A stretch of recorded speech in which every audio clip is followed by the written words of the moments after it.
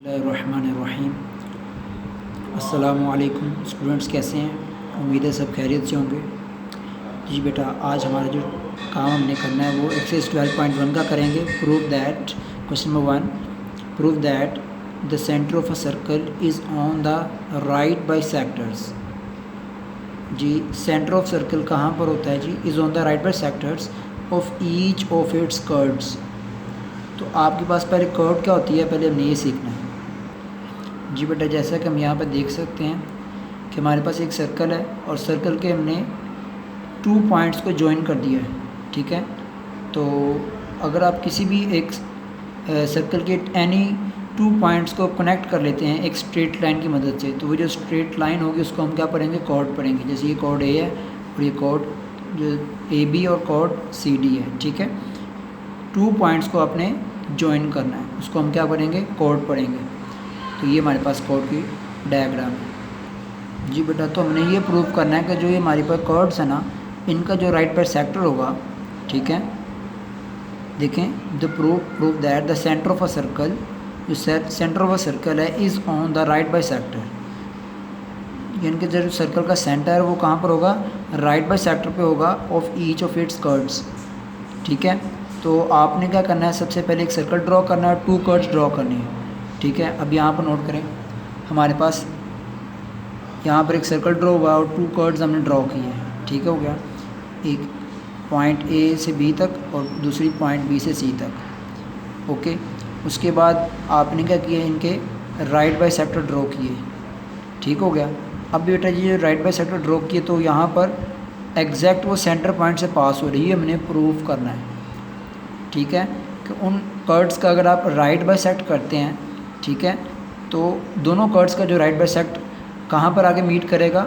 उसके centre of circle पे आके मीट करेगा, जो हमने प्रूव करना है। तो इसके लिए हमारे पास गिवन में हमने सबसे पहले बताया हमारे पास 3 नॉन कोलिनियर पॉइंट्स हैं।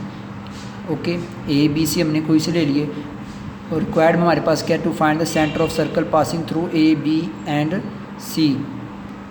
जी, तो इसके लिए कंस्ट्रक्शन पहले समझते हैं। Join B to C and A. इसके लिए हमने क्या किया है? इस पॉइंट बी को ज्वाइन किया सी और ए के साथ ज्वाइन कर दिया। ठीक है, फिर हमने क्या किया? Take ray P Q is right bisector of A B. P Q को हमने राइट बाइसेक्टर बनाया, किसका? ए बी का। साइड ए बी आप देख सकते हैं और इसके थ्रू हमने एक राइट बाइसेक्टर ड्रॉ किया है रे की शक्ल में, पी क्यू की शक्ल में। ठीक है, और इसी तरह हमारे पास जो सेकेंड है बी सी साइड, इसका राइट बाइसेक्टर कौन सा किया हमने? R S. ओके, अब यहाँ पर हमारे पास दूसरा point and ray R S right bisector of B C. ठीक है, तो ये हमारे पास साइड बी सी है, लाइन सेगमेंट बी सी पढ़ेंगे इसको। तो दोनों इंटरसेक्ट किए एट पॉइंट ओ, आप नोट कर सकते हैं यहाँ पर ओ पॉइंट पर दोनों ने इंटरसेक्ट किया। ठीक है, अब हमने ये प्रूव करना है कि आया कि ये जो पॉइंट ओ है, ठीक है, कि यही सेंटर ऑफ सर्कल है कि नहीं। अब ये हमने प्रूव करना है। अब आप इस डायग्राम को ज़रा फोकस कीजिएगा। हमारे पास एक सर्कल है। अब सर्कल की डिफाइंस के अकॉर्डिंग आप ये ज़हन कर लें कि ये ओ पॉइंट और ये ए, ओ ए साइड हमारे पास, ओ बी और ओ सी। अगर बेटा जी अगर ये तीनों साइड्स इक्वल मैं प्रूव कर दूं तो ये हमें कहना पड़ेगा कि ये एक सर्कल है और ओ इसका सेंटर ऑफ सर्कल है। ठीक है, अब ये कैसे? अब नोट कीजिएगा, हमारे पास ओ ए इस सर्कल का रेडियस है और ओ बी भी और ओ सी भी।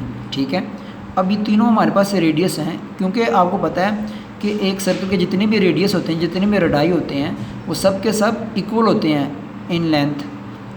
तो यहाँ पर हमने ये जस्ट प्रूव कर दें कि हमारे पास ओ ए, ओ बी और ओ सी इक्वल हैं, तो हमें ये कंफर्म हो जाएगा कि O is the centre of circle.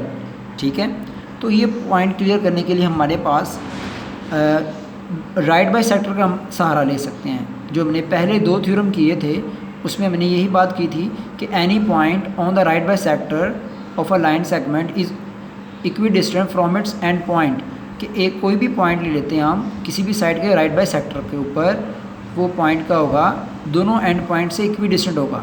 ठीक है, तो यहाँ पर नोट करिए हमारे पास ये साइड ए बी और इसका राइट बाइसेक्टर पी क्यू, इसी के ऊपर हमने एक पॉइंट ओ ले लिया। तो हम यहाँ पर ये कह सकते हैं फिर कि जो ओ पॉइंट है इस साइड ए बी के राइट बाई सेक्टर के ऊपर आ रहा है, रे पी क्यू के ऊपर, ठीक है। तो इसका मतलब क्या हुआ, ये जो पॉइंट है इक्वी डिस्टेंट होगा पॉइंट ए से और पॉइंट बी से। इसी तरह आप नोट करें साइड बी सी के ऊपर भी आर एस ये राइट बाई सेक्टर है और इसी के ऊपर हमने इसका पॉइंट ले लिया और वो पॉइंट का अपने एंड पॉइंट से इक्वी डिस्टेंट होगा। तो यहाँ पर आप नोट कीजिएगा ओ ए इक्वल किसके है, ओ बी के, और इधर से हमने दूसरी तरफ देखें तो ओ बी किसके इक्वल है, ओ सी के। तो यहाँ पर ट्रांजिटिव प्रॉपर्टी आप लगा सकते हैं जी बेटा। अब यहाँ पर हमने बात पीछे प्रूफ की डायग्राम के अंदर, ठीक है। तो पॉइंट 1 और पॉइंट 2 से हम ये बात कर सकते हैं कि हमारे पास जो ओ ए इक्वल किसके है, ओ बी के, और ओ बी इक्वल किसके है, ओ सी के। देख सकते हैं आप दोनों में ओ बी कॉमन आ रहा है, तो इसका मतलब है तीनों आपस में इक्वल होंगे, ठीक है। यहाँ पर रीज़न में भी मैंने वही बात की जो मैंने पहले बात की थी कि O is the right bisector of B C और इधर से ए बी। तो ये मैंने 2 पॉइंट ले लिए। तो फाइनली हमारे पास ये प्रूव हो गया कि ये तीनों इक्वल लेंथ हैं। तो पॉइंट ओ इनका कॉमन है, hence O is equidistant from the A B and C, ठीक है। तो यहाँ पर ये प्रूव हो गया कि O is centre of circle which is requirement हमारे पास थी, ठीक है जी। ये था आपका थ्योरम।